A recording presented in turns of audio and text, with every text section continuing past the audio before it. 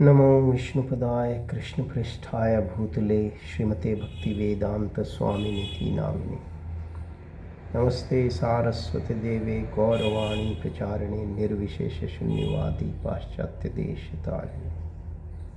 हरे कृष्णा। आज हम पढ़ रहे हैं महाभारत के अनुशासन पर्व से। अध्याय का शीर्षक है स्वामी भक्त एवं दयालु पुरुष की श्रेष्ठता बतलाते हुए इंद्र और तोते का संवाद। युधिष्ठिर ने कहा, पितामह, अब मैं दयालु और भक्त पुरुषों के गुणों का वर्णन सुनना चाहता हूँ, कृपा करके बतलाइए।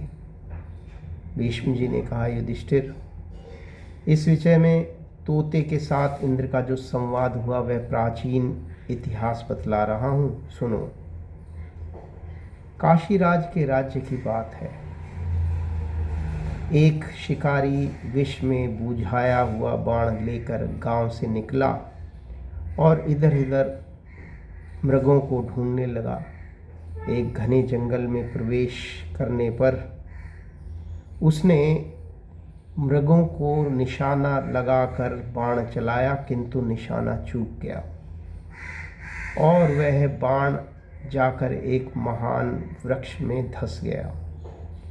उसका तीक्ष्ण विष सारे वृक्ष में फैल गया और वह वृक्ष धीरे धीरे सूखने लगा। उस वृक्ष के खोखले में बहुत दिनों से एक तोता निवास करता था। उसका उस वृक्ष के साथ बड़ा प्रेम था, इसलिए वह उसके सूखने पर भी उस वृक्ष को छोड़कर कहीं जाना नहीं चाहता था। उसने बाहर निकलना बंद कर दिया, चारा चुगना भी बंद कर दिया, अतः अब उससे बोला तक नहीं जाता था। इस प्रकार वह धर्मात्मा सुख कृतज्ञतावश उस वृक्ष के साथ अपने शरीर को भी सुखाने लगा। उसकी उदारता, धैर्य, अलौकिक चेष्टा और सुख दुख में समान वृत्ति देखकर इंद्र को बड़ा आश्चर्य हुआ।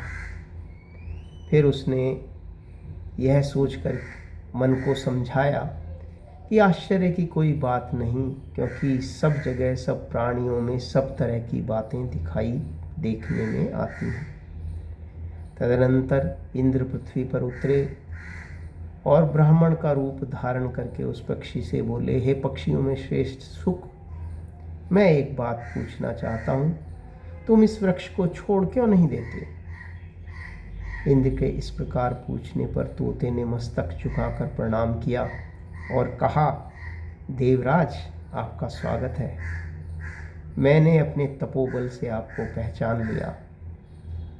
उसकी बात सुनकर इंद्र ने मन ही मन कहा, वाह, क्या अद्भुत विज्ञान है। फिर उन्होंने वृक्ष के प्रति उसके प्रेम का कारण पूछते हुए कहा, चूक इस वृक्ष पर न पत्ते हैं, न फल, और न अब इसके ऊपर कोई पक्षी ही रहता है। अब इतना बड़ा जंगल पड़ा हुआ है तो तुम इस सूखे वृक्ष पर किस लिए रहते हो? और यहाँ और भी तो बहुत से वृक्ष हैं, उनके खोखले पत्तों से ढके हुए हैं, जो देखने में सुंदर हरे भरे हैं तथा जिनके ऊपर खाने के लिए काफ़ी फल फूल मौजूद हैं। इस वृक्ष की आयु समाप्त हो गई है, अब इसमें फलने फूलने की शक्ति नहीं रही। यह निस्सार और श्रीहीन हो गया है। अतः अपनी बुद्धि से सोच विचार कर इस टूटे पेड़ को तुम त्याग क्यों नहीं देते? भीष्म जी ने कहा, धर्मात्मा शुक ने इंद्र की बातें सुनकर लंबी सांस छोड़ते हुए दीन वाणी में कहा, देवराज, मैंने इसी वृक्ष पर जन्म लिया है और यहीं रहकर अच्छे अच्छे गुण सीखे। इसने अपने बालक के समान मेरी रक्षा की और शत्रुओं के आक्रमण से मुझे बचाया। इसलिए इस वृक्ष पर मेरी बड़ी भक्ति है।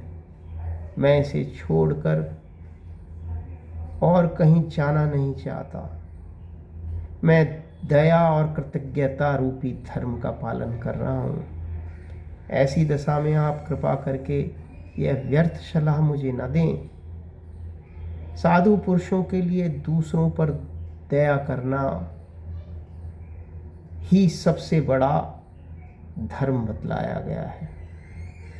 हे सहस्त्राक्ष, जब देवताओं को धर्म के विषय में संदेह होता है तो वे उसका समाधान आपसे ही पूछते हैं। इसलिए आपको देवताओं का राजा बनाया गया है। अतः आप मुझे इस वृक्ष को त्याग करने के लिए ना कहिए, क्योंकि जब यह हर तरह से समर्थ था उस समय तो मैंने इसी के सहारे जीवन धारण किया, और आज जब यह शक्तिहीन हो गया है तो इसे छोड़कर चल दूं, यह कैसे हो सकता है। तोते की कोमल वाणी सुनकर इंद्र को बड़ी प्रसन्नता हुई। उन्होंने उसकी दयालुता से संतुष्ट होकर कहा, तुम मुझसे कोई वर मांगो। तब शुक ने कहा, यह वृक्ष पहले की भांति हरा भरा हो जाए। उसकी भक्ति और शील स्वभाव को देखकर इंद्र को और भी प्रसन्नता हुई। उन्होंने तुरंत ही अमृत की वर्षा करके उस वृक्ष को सींच दिया। फिर तो उसमें नए नए पत्ते, फल और मनोहर शाखाएं निकल आईं। तोते की सुदृढ़ भक्ति के कारण वह वृक्ष पूर्ववत श्री संपन्न हो गया तथा वह शुक भी आयु समाप्त होने पर अपने दयापूर्ण और कृतज्ञतापूर्ण व्यवहार के कारण इंद्रलोक को प्राप्त हुआ। हरे कृष्णा। जगत गुरु श्रील प्रभुपाद की जय।